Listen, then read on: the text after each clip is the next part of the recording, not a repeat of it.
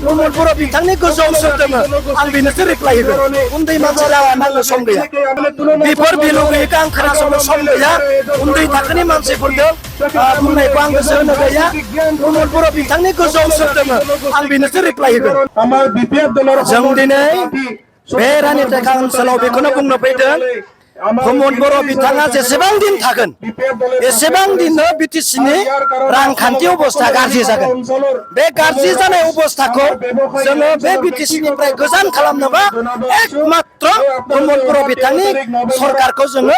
बिदाय होनांगोन बेनिखायनो रायजो राजाखौ जों खावलायनो फैदों मिथिहोनो फैदों बोरै जोंनि आर्थिक अबस्थाया बे बिटिसिआव गाज्रि जादों लाख लाख कौटि कौटि टका फैसा दिनै बिटिसिनि फैसाखौ प्रमद बर'आ गुबुननि रायजोनि मानसिफोरनो हरबाय कौटि कौटि लाख लाख नायबाबो नायख' हायै कौटि कौटि फैसाखौ दिनै प्रमद बर'आ बाहेराव हरबाय दिनै आबसुनि दैदेनगिरिफोरा मानो होआखै एनडिपिनि दैदेनगिरिफोरा मानो होआखै बिभिन्न जनगोष्ठीफोरा दिनै कन्ट्रेक्टर बिजनेसमेन दङ बिसोरनो होआलाखिनो मानो बाहेरनि थाखायल' प्रमद बर'आ दिनै होयो नमुनाया बेफोरनो कौटि कौटि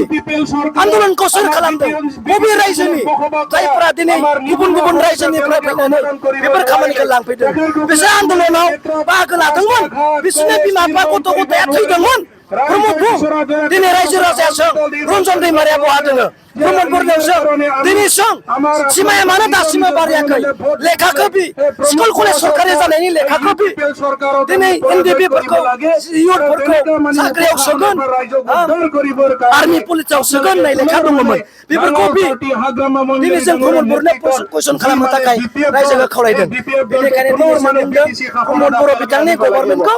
गोजानाव जों मिलायनो थाखाय दिनै बे रेलिखौ जों खालामदों